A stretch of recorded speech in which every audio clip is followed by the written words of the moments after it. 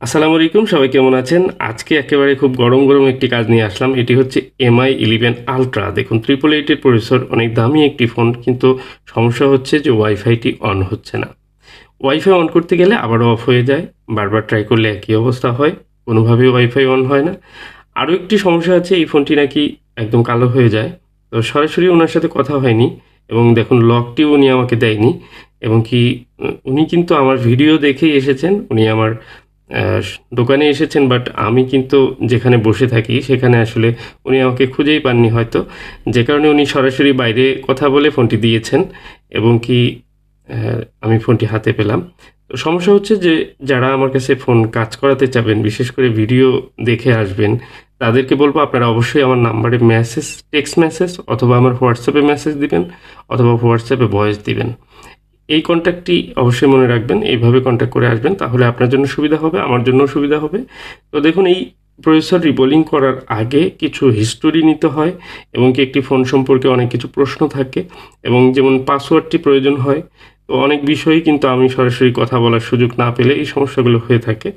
তো যাই হোক, আমি কাজটি করার চেষ্টা করব। এটি প্রসেসর রিবোল করলে আশা করা যায় ঠিক হয়ে যাবে। কিন্তু দেখুন, এই ফোনটি রানিং একটি ফোন, শুধুমাত্র ওয়াইফাই কাজ করে না। এর জন্য কিন্তু এই প্রসেসরটি রিভলভ করতে হবে। র্যাম প্রসেসর রিভলভ করতে গিয়ে অনেক ফোন কিন্তু ডেড হয়ে যায়। তো এই ফোনটিও ডেড হতে পারে। এরপর দেখুন, এটি ডাবল লেয়ারের মাদারবোর্ড, মানে মাদারবোর্ডের লেয়ারটিও কিন্তু ডাবল। তো এটা আরও ঝুঁকিপূর্ণ কাজ। তো সব মিলিয়ে এই কাজগুলো যখন আমরা করি, তখন কিছু বিষয় ডিসকাস করে তারপর কাজ করতে হয়। অবশ্যই ফোনের যে ওনার থাকে তার সঙ্গে কথা বলতে হয়। MI 11 আল্ট্রা মোটামুটি ৮০,000 থেকে ৮৫,000 টাকা প্রাইস ছিল একসময়। এখন কত আছে আমি সঠিক জানি না। তো এরকম একটি দামি ফোন আপনি যখন কাজ করবেন, বা আপনাকে অবশ্যই সেই বিষয়ে জানতে হবে যে ফোনটির কী প্রবলেম এবং কী ধরনের অপারেশন করতে হবে। সেই কাজটি করতে গিয়ে আপনার ফোনটি একদম ডেড হয়ে যেতে পারে। এবং এই ফোনটি কিন্তু যে ধরনের ডিসপ্লে, ক্যামেরা বা খুব হাই কোয়ালিটির একটি ফোন, এরপরেও কিন্তু শুধুমাত্র ওয়াইফাইয়ের জন্য কিন্তু এই প্রসেসর রিবোলিং করতে হচ্ছে। তো যদিও এ ধরনের প্রসেসর রিবোলিং করতে ডেড হয় না সাধারণত, আলহামদুলিল্লাহ প্রত্যেকটি কাজই সুন্দরভাবে হয়ে যায়। তো এবার আমি র্যামটি রিমুভ করব এবং র্যাম রিমুভ করার সময় আমার কিন্তু খুবই খেয়াল করে রিমুভ করতে হবে। প্রথমত আমার মনে হচ্ছে যে এই ফোনটিতে কোনো ধরনের পেস্ট ব্যবহার করা হয়নি। মূলত অনেক সময় ব্ল্যাক পেস্ট আঠা থাকে যেগুলো র্যামের উপর থেকে সাইড থেকে বেরিয়ে আসে। সে ধরনের কোনো আঠা আমি দেখতে পাইনি। তো দেখুন, ধারণা ঠিক রয়েছে। র্যামটি রিমুভ করার পর আমি একদমই এখানে পরিষ্কার দেখতে পাচ্ছি যে ফোনটি কোনো ধরনের আঠা বা গ্লু ব্যবহার করা হয়নি। তো আরেকটি বিষয়, যে গ্লু ব্যবহার করা হয়নি, বাট এই ফোনটি কিন্তু সিপিইউ এর আগে খোলাও হয়নি। কারণ হচ্ছে যে এই র্যামটি মূলত গ্লু ছাড়াই এটি অ্যাটাচ করা হয়েছে কোম্পানি থেকে, এবং অনেক ক্ষেত্রে কিন্তু র্যামের উপরে গ্লু দেওয়া হয় না এবং সেগুলোর সিপিইউর নিচে কিন্তু আবার গ্লু থাকে। তো এই ফোনটি গ্লু কাট করে নিয়েছি, তখন আমি বুঝতে পেরেছি যে সিপিইউতে অবশ্যই গ্লু রয়েছে এবং সিপিইউটি রিমুভ করার সময় অবশ্যই খেয়াল করেই রিমুভ করতে হবে। সিপিইউ পিক আপ করে নিলাম। দেখুন, সিপিইউ পিক আপ করার সময় আমার কিন্তু আরও বেশি সতর্ক থাকতে হয়েছে এবং কি অনেক বড় আইসি, যে কারণে সতর্ক না হয়ে কাজ করলে দেখা যাবে যে আইসিটি ড্যামেজ হয়ে যেতে পারে এবং মাদারবোর্ডটিও ড্যামেজ হতে পারে। অনেক সময় প্রিন্ট ড্যামেজ হয়ে যায়, উঠে যায়। তো যাই হোক, আঠা তেমন একটি শক্ত না। এই রেডমি, শাওমি, এমআই এর মধ্যে যে নরমাল যে আঠাগুলো, সেরকমই একটি গ্লু ব্যবহার করা হয়েছে এখানে এবং পরিমাণে সেটি একটু কম, যে কারণে খুব ইজিলি আমার মনে হয়েছে এটি রিমুভ হয়েছে এবং কি আইসিটি সুন্দরভাবেই কিন্তু আমি পিক আপ করতে পেরেছি। এবং আমি মাদারবোর্ডটি কিন্তু ক্লিন করে নিচ্ছি এই সুযোগে, কারণ মাদারবোর্ড যখন একটু হিট থাকে সেই অবস্থায় সুন্দর করে পরিষ্কার করে নিলে খুব দ্রুত কিন্তু সেটি ক্লিন করা যায়। তো এবার আমি ডিশোল্ডারিং উইকের মাধ্যমেও ক্লিন করব। তো প্রথমে আগে ভালো করে যে আঠাগুলো থাকে সেগুলো পরিষ্কার করে নিচ্ছি, কারণ অনেক সময় এই কালো একটু একটু আঠার কারণে কিন্তু আইসিটি ঠিকঠাক মতো বসে না। তো আমি খুব ভালোভাবে মাদারবোর্ড সম্পূর্ণ ক্লিন করে নিলাম এবং কি বারবার আমি পরিষ্কার করে নিচ্ছি। তো এখানে প্রত্যেকটি বল ঠিক রয়েছে, কোনো ধরনের ড্যামেজ হয়নি, সব ঠিকঠাক রয়েছে। তো সুন্দর হয়েছে এবং আইসি পরিষ্কার করে নেব এবার আমি। আইসি ক্লিন করার সময় দেখুন, আইসিতেও কিন্তু খুব একটা গ্লু নেই, যদিও রয়েছে সেটি হালকা। তো এটা আমি পরিষ্কার করে নেব প্রথমে সোল্ডারিং আয়রনের মাধ্যমে। অনেকেই জিজ্ঞেস করেন সোল্ডারিং আয়রন টেম্পারেচার কেমন থাকে। তো তো আমার শোল্ডারিং আয়রন হচ্ছে সুগনের একটি শোল্ডারিং আয়রন T26D, আর এটি আমি এই মুহূর্তে 380°C টেম্পারেচার আমি রেখেছি। তো 350-380 এরকম দিয়ে কাজ করে থাকি। তো এই ফোনটির যে প্রবলেমটি সেটি কিন্তু সাধারণত একটি ওয়াইফাই কাজ করে না, ফোনটি কিন্তু সম্পূর্ণ রানিং রয়েছে। তো আমার প্রত্যেকটি স্টেজে কিন্তু আমি খুব যত্ন করেই কাজ করার চেষ্টা করছি এবং ফোনটি যেন আগের মতো আবার ঠিকঠাক মতো চলে। MI 11 আলট্রা এটি এই ফোনের প্রসেসরের কাজের আগেও আমি করেছি, আমার চ্যানেলে ভিডিও রয়েছে, আপনারা চাইলে দেখে আসতে পারেন। তো সেই ফোনটিতেও এই এই ধরনের সমস্যাই ছিল, ওয়াইফাই কাজ করতো না এবং কি এ ধরনের ফোন কিন্তু ডেডও হয়ে যেতে পারে। শুধু এই মডেল না, স্যামসাংয়ের S সিরিজের অনেকগুলো মডেল রয়েছে যেগুলোতে কিন্তু ওয়াইফাই কাজ না করলে, এগুলো CPU রিভলভ করলেই প্রবলেম সলভ হয়। তো এই বিষয়টিও আপনারা হয়তো জানেন অনেকেই। তো আমি এখানে একটি ক্যাপ উঠে যাওয়ার কারণে কিন্তু আমি আবার সেটিকে বসিয়ে দিচ্ছি, কারণ আমি চাই না যে ছোট্ট একটি খুদ এখানে থাকুক। এত দামি একটি ফোন, এত সুন্দর একটি ফোন, আমি সার্ভিসটিও সুন্দর করে করার চেষ্টা করছি। আর যে ফোনগুলো ইনটেক থাকে, প্রথম আমি কাজ করি, চেষ্টা করি সুন্দরভাবে কাজটি করে আগের কন্ডিশনে রাখার, যেন ফোনের ভিতরে সব ঠিকঠাক মতো থাকে বা কাজটি আমি যেরকম করে স্বাচ্ছন্দ্য বোধ করি এবং যে ইউজার রয়েছেন সেও যেন ভালোভাবে ইউজ করতে পারে।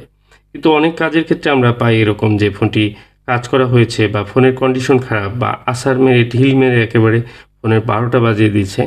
তো সেখানে আসলে মেজর ভালো ভালো জিনিসগুলো যেগুলো দরকারি, খুব ইম্পর্টেন্ট, সেই জিনিসগুলোর অবস্থাই খুব খারাপ। সেখানে আর এই ছোট ছোট বিষয় খেয়াল করে কি হবে, এরকম অনেক বিষয় থাকে, তখন কিন্তু আসলে গুরুত্বটা ওইরকম থাকে না। তো আমি বলবো যে প্রথমে আপনার কাজটি যদি সঠিকভাবে সুন্দরভাবে করা যায় তাহলে ভালো, কারণ খারাপ হয়ে যাওয়ার পর বিভিন্ন জায়গায় দেখানোর পর ফোন যখন একেবারে অবস্থা খারাপ হয়ে যায় তখন আসলে সেই ফোনটি ভালোভাবে কাজ করেও দেখা যায় যে আগের মতো রেজাল্ট পাওয়া যায় না, ভালোও চলে না। তো যাই হোক, এবার আমি সিপিউর কাজ, র্যামের কাজটি করছি। র্যামটি ক্লিন করে, র্যামের ভিতরে কিন্তু ওইরকম কোনো গ্লু নেই, তারপরেও আমি একটু ব্রাশ করে বা যে বলগুলো, লাইনগুলো, সেগুলো শাইনিং করে নিলাম এবং কি এবার আমি রিবল করব। আর রিবলের জন্য আমি কিন্তু দীর্ঘদিন কিন্তু টিস্যু ব্যবহার করেছি। তো এখন আমি ওয়াইসিএস এর যে একটি প্যাড পাওয়া যায়, এই প্যাডটি ইউজ করছি। তো এটিও খারাপ না, তবে টিস্যু দিয়ে দীর্ঘদিন ইউজ করেছি সেটিও খারাপ না। কাজ আসলে সব কিছুতেই হয়, কিন্তু আপনার কাছে যেটা ভালো লাগে। তো ওয়াইসিএস এর ওয়াইসিএস এবং রিলাইফ এবং বিভিন্ন কোম্পানির কিন্তু এগুলো আছে, টুলেরও রয়েছে। তো যে কোনো একটি আপনি ট্রাই করে দেখতে পারেন, খুব বেশি দাম না।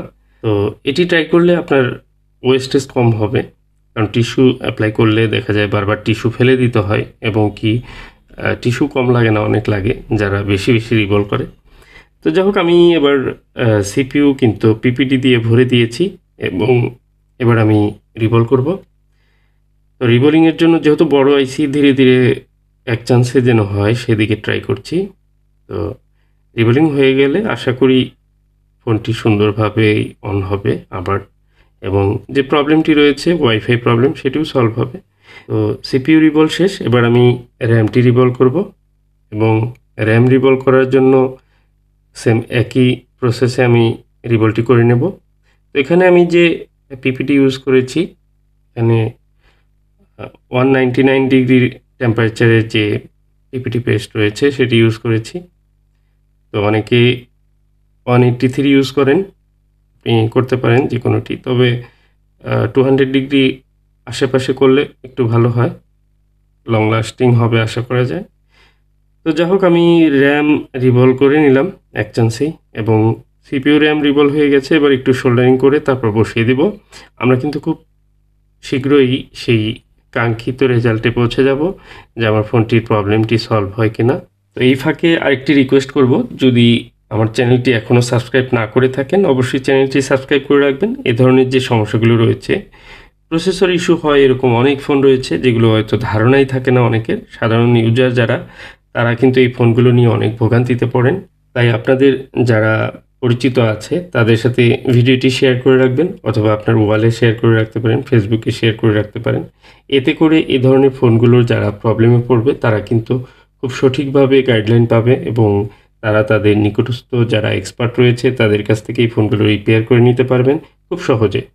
এবং কি এই ফোনটি বা এ ধরনের ফোনগুলো যারা প্রসেসর ইস্যু নিয়ে প্রবলেমে থাকেন তারা কিন্তু চাইলে আমার সাথেও কন্ট্যাক্ট করতে পারেন। যদি ফ্রেশ কন্ডিশনে প্রথম কাজ করা হয়নি এরকম কন্ডিশন থাকে তাহলে আপনি যোগাযোগ করতে পারেন। প্রসেসর ইস্যু নিয়ে আমি কাজ করে থাকি। বাংলাদেশের যে কোনো জায়গা থেকে কিন্তু প্রসেসর ইস্যুর এই প্রবলেমগুলো ফিক্স করে নিতে পারেন আপনি কুরিয়ারের মাধ্যমে অথবা সরাসরি যোগাযোগ করে আপনি কিন্তু। আর আমার ঠিকানা হচ্ছে টাঙ্গাইল সদর ক্যাপসুল মার্কেট ২য় তলা, এবং ২য় তলা ৩য় তলা দুটি শপ রয়েছে রানা টেলিকম নামে।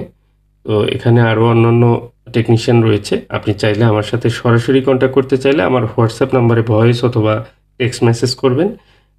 এবং কি আমি কল রেসপন্স করতে পারি না, বেশিরভাগ সময় কাজে ব্যস্ত থাকার কারণে কল ধরি না। অতএব আপনি ভয়েস মেসেজ অথবা টেক্সট মেসেজ অথবা আমার সরাসরি আমার নাম্বারে টেক্সট মেসেজ করবেন। আশা করি চেষ্টা করব আপনাকে রিপ্লাই দেওয়ার, এবং আপনাদের যে প্রবলেমগুলো এ ধরনের প্রবলেম থাকলে সেগুলো সলভ করে দেওয়ার চেষ্টা করব। তো যাই হোক, আমি কথায় কথায় সিপিইউ এবং র্যাম দুটি কিন্তু ইনস্টল করছি। তো একে একে আইসিগুলো ইনস্টল হয়ে গেলে আমি চেক করব। এবং এই ফোনটি যিনি নিয়ে এসেছেন উনি কিন্তু ওয়েট করছেন, উনি সরাসরি নিয়ে এসেছেন এই ফোনটি আমার টাঙ্গাইলের লোকাল একজন সাবস্ক্রাইবার। তো যাই হোক, আমি মাদারবোর্ডটি একটু ঠান্ডা করছি, কারণ একটু ঠান্ডা করে তারপর আমি চেক করব। দেখুন, এই ফোনটি খুব সুন্দরভাবেই কাজটি করা হলো। আশা করি ফোনটি অন হবে, এবং কি যে ধরনের প্রবলেম ছিল ওয়াইফাই কাজ করতো না সেটিও সলভ হবে, এটি আশা রাখি। তো অন্যান্য কোনো প্রবলেম এই ফোনটিতে নেই। আরেকটি প্রবলেমের কথা উনি জানিয়েছেন, সেটি হচ্ছে ডার্ক স্ক্রিন হয়ে যাওয়া বা স্ক্রিনে লেখা লাইট কোনো কিছু আসে না, এরকম হয়, গ্রাফিক্স প্রবলেম। তো দেখুন, ফোনটি আলহামদুলিল্লাহ অন হচ্ছে, এবং পুরোপুরি অন হওয়ার পর আমরা কিন্তু সেই কাঙ্ক্ষিত রেজাল্টটি পাবো, যেটি আসলে প্রবলেম যে কারণে আমি সিপিইউটি রিভলভ করলাম। তো এই ধরনের ফোনের এ ধরনের প্রবলেম বা অনেকগুলো 888 প্রসেসর মনে রাখবেন, 5 ন্যানোমিটারের একটি প্রসেসর, খুবই সূক্ষ্মভাবে কাজ করতে হয়। দেখুন, ওয়াইফাই অলরেডি অন হয়ে আছে। ওয়াইফাইয়ের প্রত্যেকটি 5G এবং কি 2.4G দুটি ব্যান্ডের ওয়াইফাই কিন্তু একদম অ্যাভেলেবেল পেয়েছে।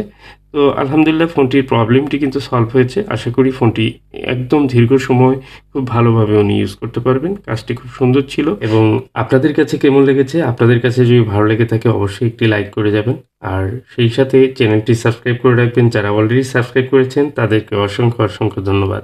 আসসালামু আলাইকুম।